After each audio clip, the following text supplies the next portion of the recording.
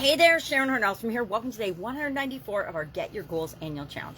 This month we're focusing on relationships, and today's topic is continuous growth and adaptability in relationships. We'll talk about a couple of ways that that's important, a couple of things to consider with respect to that, and our action item today is to think about where are you at with respect to continuous growth and improvement. Now, relationships, if one person grows and the other person doesn't, chances are the relationship isn't going to survive.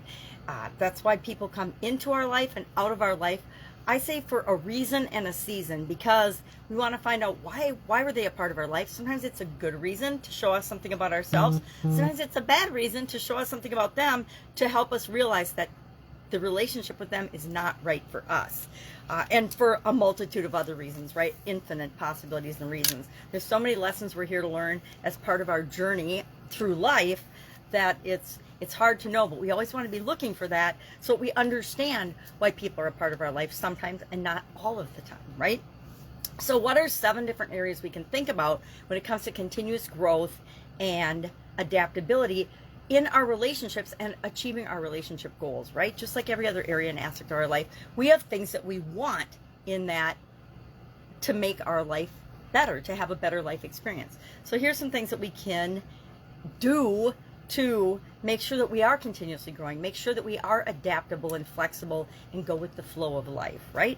Number 1, embrace change. Guess what? Change, like the weather, is inevitable, and a lot of times we have no control over the changes that are going to come into our life.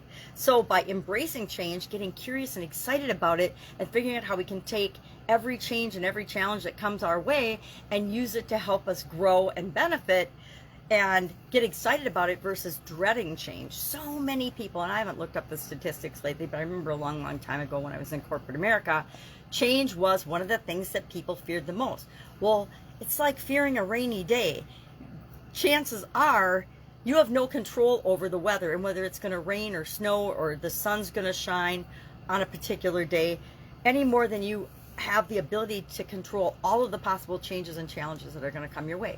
So you can dread them and look at them negatively and let the weather, something outside of your control your moods and your reactions, or you can choose to react in ways that are best for you. Secondly, developing communication skills. I think we're going to spend a whole month talking about communication. I'm not sure which month it's going to be. It's going to be one of the next few. But communication is such an important aspect of our life, especially of our relationships, because relationships is the area, except for your relationship with yourself, that involves other people, and other people understanding you and you understanding them is critical. And we do that as human beings through communication, nonverbal communication, verbal communication, body language, etc. And so we want to make sure that we're always developing and continually growing and improving our communication skills. Thirdly, cultivating empathy and understanding. How empathetic and understanding are you? I think the older I get, the more open I am and the more empathetic and the more understanding I am, because I realized when I was younger I was kind of a jerk sometimes because I only saw the world from my point of view. And I think as we're young and as we develop a level of maturity, we go through those stages of, when you're a kid and you're born, you're just figuring things out, and the world does revolve around you. Your parents, cater to every need and want and whim. And then as you grow and develop, you realize, oh, I need to be able to get along with other people. So how am I going to do that? And we do that by being empathetic, understanding their perspective, their point of view, where they're coming from, and understanding and seeking to understand what and where they're coming from. Fourth, embracing individual growth. When we're looking at relationships, we think it's about how is the relationship growing, but if each of us individually aren't growing and developing and becoming a better version of ourselves, the relationship is often will tend to stagnate and die. 1, 2, 3, 4, 5, seeking new experiences together. One of the best ways we can solidify our relationships is by having shared experiences. I think we're going to talk about that tomorrow in more detail. Next, prioritizing trust and transparency.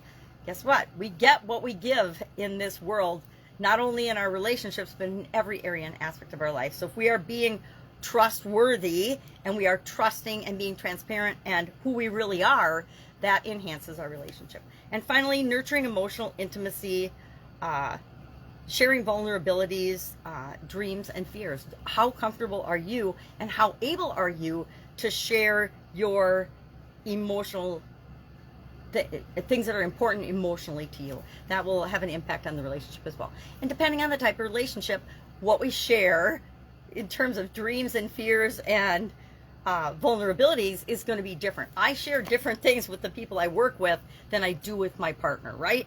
So let's keep that in mind as well. So what's our action item today? Think about these areas and how good are you at them? How well are you continually growing and improving as an individual as well as in your relationships? And is there something that you can act on now and do today to enhance one of these areas, or to do more of this? Maybe there's some kind of communication skill you want to get better at. Maybe you can get better at how you think and deal with change. Maybe you can seek new experiences to get with someone that you're in a relationship with. All right, any questions, hit me up. Otherwise, that's it. Have an awesome day, and I'll, of course, be with you tomorrow for another day of doing one thing every day to get what we want. Have a great day.